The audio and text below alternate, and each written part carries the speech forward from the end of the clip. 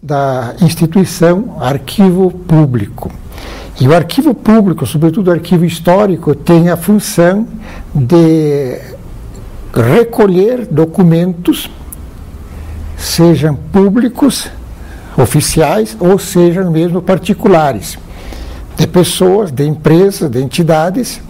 E este recolhimento é para que esses documentos sejam guardados, sejam preservados, sejam sistematizados e sejam, de maneira organizada, postos à disposição do público para a consulta, para a pesquisa, para, enfim, a utilização deste público. E, em se tratando de uma instituição pública, ela está submetida, evidentemente, a uma legislação. Ela recebe praticamente os seus fundamentos com a Revolução Francesa. Isto é, o patrimônio e a documentação pública, ou melhor, a documentação passa a ser também um patrimônio público, um patrimônio da nação, um patrimônio até da humanidade. E é por isso que ela é objeto de uma legislação minuciosa para a sua guarda, para a sua coleta, a sua feitura e para a própria pesquisa, já que isso interessa. Isso diz respeito a pessoas, a empresas, a entidades e, por vezes, a matérias delicadas sobre pessoas, sobre empresas, sobre o Estado, enfim, que devem ser objeto de um cuidado especial. Então nós tínhamos pouca bibliografia, quer dizer, o que nós tínhamos era muito pouco pela história que estava sendo construída, né? E aí, com o passar dos tempos, nós sentimos que a coisa tinha que ser melhor documentada, né? E a necessidade dessa documentação, com a finalidade de criar efetivamente um arquivo histórico, que se criou oficialmente um arquivo histórico, com a finalidade da gente ter a responsabilidade de resgatar isso aí. E com isso, então, a gente foi buscando aperfeiçoar o processo, né, fazer a coleta de dados, informações, né. Não houve a preocupação assim de buscar objetos, né, mas sim resgatar memórias, né, que foi o primeiro grande passo. E aí, nesse aspecto, o professor Chiapparini realmente tinha o perfil da pessoa ideal. Ele desenvolveu um trabalho com muita responsabilidade, principalmente responsabilidade profissional, entendeu o espírito da coisa, né? Cresceu muito, inclusive, nesse aspecto. Eu acho que hoje é um dos nossos melhores historiadores que nós temos aí, né? E com isso a gente tem hoje a garantia de que a nossa história não se perdeu, que nossas raízes não se perderam, né? E tendo isso, nós temos efetivamente história e temos o que mostrar e temos o que contar com o testemunho daqueles que viveram aqueles momentos, né? Que eu deveria ir a Porto Alegre, no Arquivo Histórico do Rio Grande do Sul, naquela época na rua André Puente 318, onde lá eu faria um estágio intensivo de documentação e arquivística, com o historiador Moacir Domingues, com a professora Eni Barbosa. Lá fiquei cerca de mais ou menos um mês, inclusive eu me treinei em cima da documentação oficial da colônia Erechim e fui aprendendo os critérios básicos da arquivística. De volta a Erechim, me deparei com um quadro não muito amistoso, que era a documentação oficial, que estava depositada numa sala, de forma assim bastante descuidada, o chamado arquivo morto da prefeitura. É um susto inicial, não poderia ser diferente. Enfrentamos terríveis problemas, dificuldades, falta de recursos, até falta da compreensão da própria comunidade, o que é um arquivo histórico, para que servia. Mas, passada essa fase inicial, nós persistimos com garra, com determinação, empreendemos uma verdadeira luta titânica, enfrentando todos os percalços, e durante 8 anos eu trabalhei sozinho na classificação das grandes procedências, né?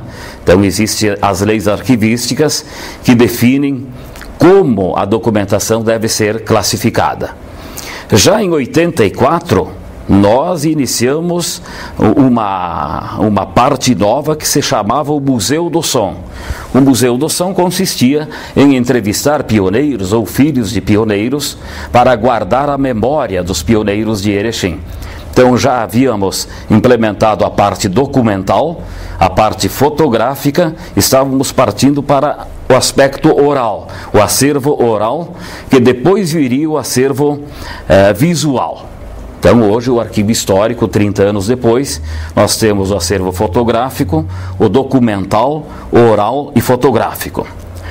Mas o importante salientar é que, apesar de todas as peripécias, e não há como negar, houve todo um esforço conjunto da sociedade, principalmente aqui quero reservar da imprensa, que começou a divulgar os resultados do arquivo, as próprias autoridades da época, que com limites de recursos, com limites de espaço, dentro daquelas possibilidades que eram possíveis, a gente com muita luta conseguiu realmente sair da fase mais complexa, mais difícil. Somente em 87 recebemos o segundo funcionário, que foi o professor Luiz Busanello.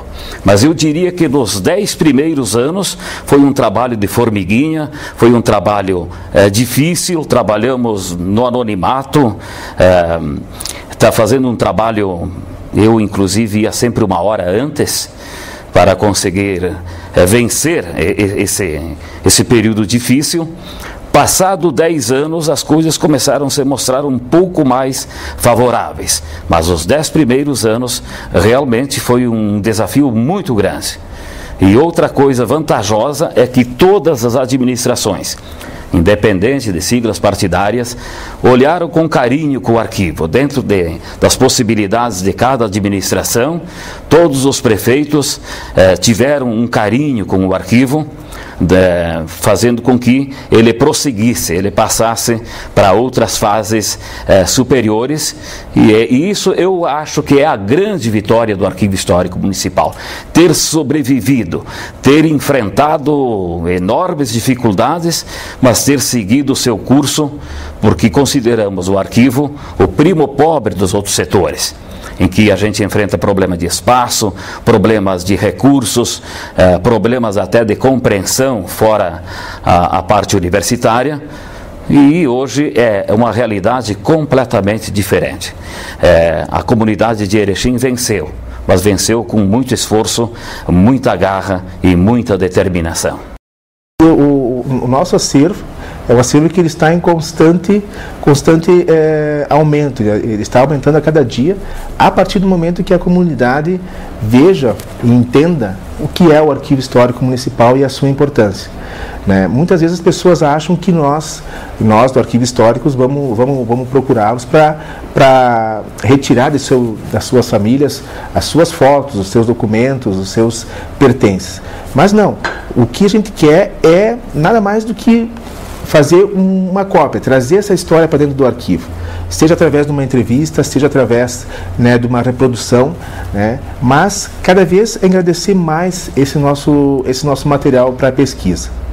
Uma coisa que nos deixa muito felizes hoje, né, é o fato de que a cidade, né, ela está vendo o arquivo de uma forma diferente, a comunidade em geral, a partir do momento que o nosso público não é apenas de pesquisadores. Você tem pessoas que, no caso, que semanalmente vão no arquivo, né, para ler um jornal antigo, né, se procura mais jornais antigos do que os jornais do dia, né, nos jornais diários, né, jornais da cidade e do estado, e mesmo assim para olhar as fotografias, né, para relembrar. Na época de férias, né, uma época que a gente tem um horário diferenciado, né, é comum as pessoas que estão visitando a cidade irem no arquivo e ficar, às vezes, a tarde inteira, né, vendo as fotografias, materiais que nós possuímos lá. Um outro fato importante é as parcerias que estão nascendo, né, a partir agora desse ano, né, a partir desses 30 anos. Que é parcerias principalmente com a universidade, né, com a URI, que já é uma parceria de mais tempo, existe a prática de arquivo, são o pessoal dos cursos de História que acabam vindo fazer práticas dentro do arquivo histórico, né? Mesmo estágios, né? ou trabalhos. E agora a parceria que está nascendo com a Universidade Federal, aonde que em conjunto com o arquivo histórico, né? Prefeitura Municipal e Universidade Federal, nós vamos montar um laboratório de história oral, aonde nós entraríamos com equipamento, entraríamos com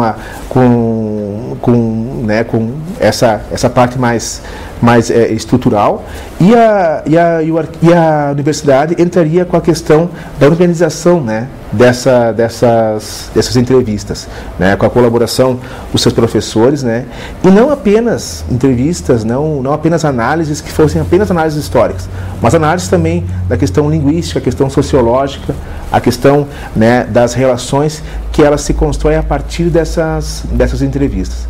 Então essas parcerias elas vão com certeza alavancar, né, a nossa participação dentro da comunidade, né. A área física, o terreno do arquivo histórico, nós já temos em 2 locais centrais, que é importante para a facilidade de deslocamento das pessoas que busquem informações. E nós já encaminhamos junto ao governo federal, inclusive, um projeto para que venha recursos para a construção física do arquivo histórico. E, logicamente, vai ter a contrapartida do município. E eu quero dizer que, da minha parte, o que depender da nossa administração, pode ter a certeza absoluta que, vindo o recurso federal, a contrapartida vai acontecer do município. Nós já temos o terreno que outras administrações aqui se preocuparam em colocar o terreno, e agora nós, no futuro, espero eu, próximo, nós consigamos avançar, já dar mais um passo na concretização desse grande sonho, que não é meu, não é de 2 ou 3 pessoas, na verdade é um sonho da população de Erechim.